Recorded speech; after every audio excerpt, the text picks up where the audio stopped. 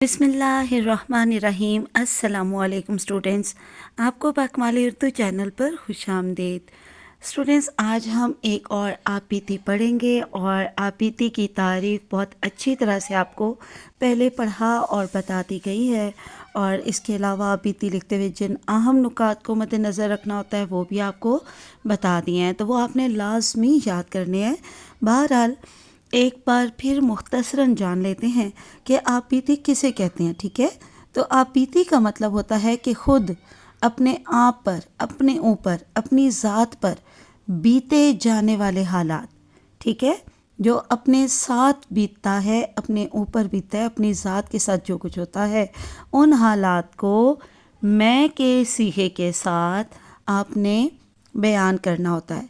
इसीलिए तो आपबीती को सरगुज़श्त भी कहते हैं, अपनी कहानी भी कहते हैं और ख़ुद नविश्त भी कहते हैं। ठीक है, और आपबीती लिखते हुए चंद नुकात लाजमी याद रखने हैं, क्योंकि वो नुकात पता होंगे तो उनके मुताबिक बिल्कुल सही से आपबीती आप लिख पाएंगे। ठीक है, यानी आपबीती में हमेशा वाहिद मुतकल्लम यानी मैं इस्तेमाल किया जाता है। दूसरी बात, आपबीती का आगाज़ दिलचस्प होना चाहिए, पुरकशिश और तवज्जो हासिल करने वाला होना चाहिए। नंबर 3, वाक़यात सब के सब बिल्कुल तरतीब के साथ, तसलसल के साथ मंतकी बात हो और मंतकी रब्त उसमें लाजमी हो। इसके अलावा आपबीती से गहरा मुशाहिदा झलकता हो और तजर्बा सामने नज़र आए। ठीक है, यानी कि गहरा मुशाहिदा और तजर्बा आपकी आपबीती में नज़र आना चाहिए।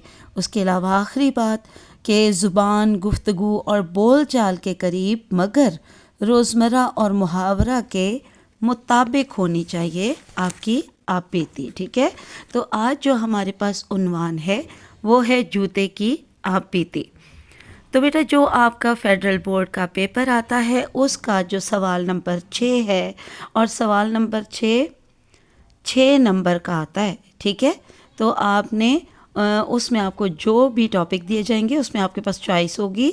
2 उन्वानात पर आपके पास सवाल होगा, उन दोनों में से जो आपको ज़्यादा अच्छी तरह से आता होगा तो आपने उसको बहुत अच्छे से तफसीली तौर पर लिखना है। और इस सवाल नंबर 6 के लिए आपके पास 2 सफ़हात होंगे और ई शीट जो होगी, जवाबी कॉपी जो मिलेगी बोर्ड में, तो उस पर आपने दोनों सफ़हात पे मुकम्मल तौर पर आपबीती तहरीर करनी है। ठीक है, तो उसमें कौन से 3 जो है वो टॉपिक आपने याद करने हैं सवाल नंबर 6 के लिए। एक तो हो गया आपबीती, एक होगी सफ़री रुदात यानी कि सफ़रनामा, और तीसरा होगा उसमें याददाश्त। तो तीनों उन्वानात पर मैंने आपको काफ़ी सारे जो है वो नमूने करवा दिए हैं, तो आप मेरी उन तमाम वीडियोस को अच्छी तरह से देखिएगा। पूरे 6 नंबर का लाजमी सवाल है, तो आपने लाजमी तौर पर इसको अच्छे से तैयार करना है। तो चलिए आज देखते हैं हम जूते की आपबीती। आज मैं इसे खुद पढ़ भी देती हूँ ताकि आपको अंदाज़ा हो कि किस तरह मैं के सीखे के साथ आपने ये कहानी लिखनी है, और जिन बेचान चीज़ों के ऊपर जो है ये उन्वान आपको दिया गया होगा वो किस तरह से जो है उनको ज़ुबान दी गई है और वो किस तरह अपने हालात को, अपने ऊपर बीती हुई बात और कहानी और हालात को बयान करते हैं, तो थोड़ा आपको उसका अंदाज़ा भी हो जाएगा। तो यहाँ हमारे पास उन्वान है जूते की आपबीती। अरे साहिब, मैं क्या और मेरी कहानी क्या, मैं तो हकीर सा जूता हूँ, फिर सितम ये के फटा पुराना जूता। आप मेरी कहानी सुनना चाहते हैं? मुझे तो कोई पहनना तो दरकिनार, देखना गवारा नहीं करता।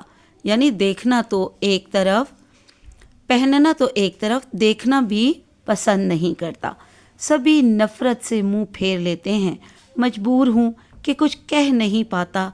अगर मुझे भी बोलने की इजाज़त होती तो इन नफ़रत व बेज़ारी का इजहार करने वालों से ज़रूर पूछता कि क्या मैंने उनकी खिदमत में कोई कसर उठा रखी थी। मैं थका हारा होता मगर ये हज़रत इंसान मुझे आराम न करने देते। भूखा प्यासा होता मगर किसी को तौफीक न होती कि वक्त पर मेरा मुंह ही धुला देते।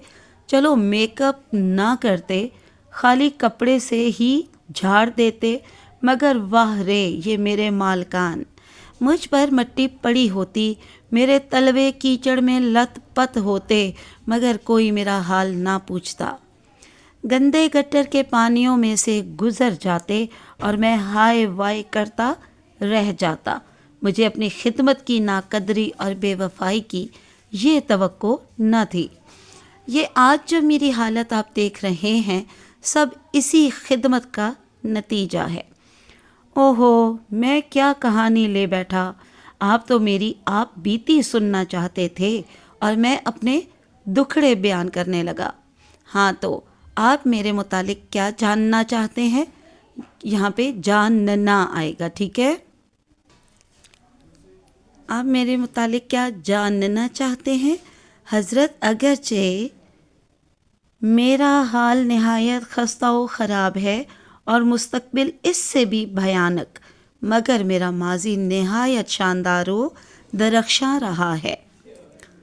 ہاں، ماضی سبھی کو اچھا اور خوبصورت لگتا ہے، اگرچہ اس میں بھی دو چار سخت مقام آئے ہیں، پھر بھی حال اور خصوصاً مستقبل سے بہتر ہی تھا۔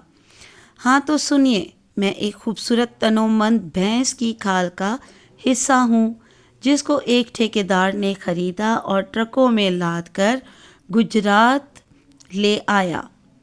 وہاں کچھ کیمیکل لگا کر ہمیں صاف کیا گیا۔ اب ہم سب کھالیں نہیں بلکہ چمڑا تھے۔ میرا چمڑا بھی گودام میں سٹور کر دیا گیا۔ پھر مجھے کئی مشینوں سے گزرنا پڑا، یہاں تک کہ میں نے ایک چمکدار اور دیدہ زیب بوٹ کی شکل اختیار کر لی۔ جو بھی میرا حلیہ دیکھتا متاثر ہوتا، تعریف کرتا۔ میں خوش تھا کہ چلو، اتنی تکلیفوں اور مصیبتوں کے بعد اچھی شکل تو خدا کی ذات نے دی۔ پھر مجھے اور میرے دیگر ساتھیوں کو کور چڑھا کر ڈبوں میں بند کر کے جوتے کے ہول سیل ڈیلر کے پاس روانہ کر دیا گیا، جہاں کچھ دن ہم سب بڑے آرام و سکون سے رہے۔ پھر ایک دن اس ڈیلر سے دکاندار ہمیں خرید کر لے گیا اور لے جا کر اپنی دکان میں سجا دیا۔ اب ہم شیشے میں بند باہر کا نظارہ کرتے، گاہکوں کو دیکھتے اور خوش ہوتے۔ اس دوران کئی گاہکوں کے حضور پیش بھی ہوا۔ انہوں نے مجھے اپنے پاؤں میں ڈال کر جانچا اور پرکھا بھی، لیکن کسی گاہک کے ہاتھ نہ آ سکا۔ کسی کو تو پورا نہ آتا اور کسی کے پاس اتنی رقم نہ تھی کہ مجھے خرید سکتا، کیونکہ میری حیثیت، اہمیت اور حسن کے پیش نظر دکاندار گاہک سے زیادہ پیسے مانگتا تھا۔ آخر کار ایک دن ایک خوبرو نوجوان جو اپنی ظاہری سج دج سے امیر اور بڑا افسر لگتا تھا دکان پر آیا۔ میرا حسن اس کی نگاہوں میں سما گیا۔ اس نے منہ مانگے دام دیے اور مجھے خرید لیا۔ اب میرا مالک ایک امیر آدمی تھا۔ وہ مجھے پہن کر مرمر کے فرش اور قالینوں پر پھرتا تھا۔ اس کے نوکر اور ہر روز میرا منہ دھلاتے تھے، میرا میک اپ کرتے اور خوب چمکا دیتے، جس سے میری آب و تاب میں اضافہ ہو جاتا۔ کبھی کبھار میرا مالک مجھے پہن کر سیر کو جاتا، میں خوب لطف اٹھاتا۔ یہ دور میری زندگی کا سہانا اور ناقابل فراموش، یہ اکٹھا لکھیے گا، ٹھیک ہے؟ نون الف نا کو یہاں پہ اس کے ساتھ لکھنا ہے آپ نے۔ ناقابل فراموش دور تھا، مگر افسوس کہ یہ پرسکون لمحات جلدی ختم ہوئے کہ سکون محال ہے قدرت کے کارخانے میں۔ محال کا مطلب ہوتا ہے مشکل۔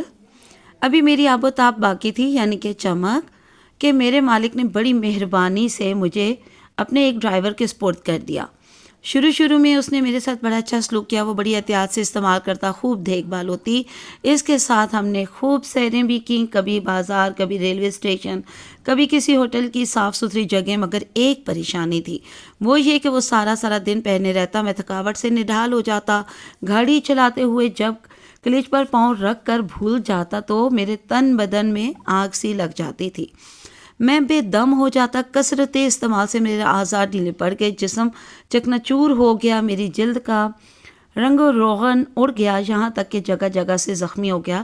میری شکل بالکل ہی بدل گئی، بدوضع ہو گئی، میرا انگ درد سے لبریز ہو گیا۔ درد ہو دل میں تو دوا کیجیے، دل ہی جب درد ہو تو کیا کیجیے۔ قصہ مختصر۔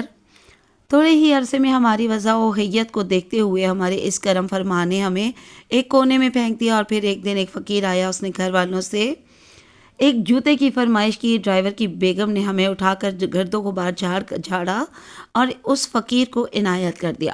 اس طرح ہم اپنے مالک سے جدا ہو گئے۔ اس فقیر نے ہمیں اس وقت تک استعمال کیا جب تک کہ مجھ میں جان باقی رہی۔ اب میرے جسم میں جا بجا سوراخ ہو چکے ہیں۔ وہ فقیر صبح سے شام تک گلی گلی گھومتا اور صدا لگاتا ہے۔ ہم خوش ہیں کہ ان پھٹے حالوں میں ہم ایک ضرورت مند کی ضرورت پوری کر رہے ہیں، کسی کے کام آ رہے ہیں، مگر افسوس کہ اس فقیر نے بھی ہماری قدر نہ کی اور ایک دن ہمیں کوڑے کے ڈھیر پر پھینک کر چل دیا۔ واری قسمت! میں نے تو ہمیشہ عاجزی انکساری سے زندگی بسر کی، لوگوں کی خدمت کی، مگر مجھے اس خدمت کا یہ صلہ ملا کہ بے بسی اور بے کسی اور یہ کوڑے کا ڈھیر، جراثیم کا گھر جو آہستہ آہستہ مجھے کھا رہا ہے، مٹی میں ملا رہا ہے، اور میں حسرت سے ارد گرد دیکھ کر اپنے شاندار ماضی کو یاد کر کے آنسو بہا رہا ہوں۔ ارے ارے، آپ کی آنکھوں میں آنسو ہیں؟ ارے بھائی، یہ میری کہانی ہی نہیں، یہ دنیا ہے ہی فانی۔ یہی انجام انسان کا بھی ہے کہ آخر سب نے مٹی میں ملنا ہے۔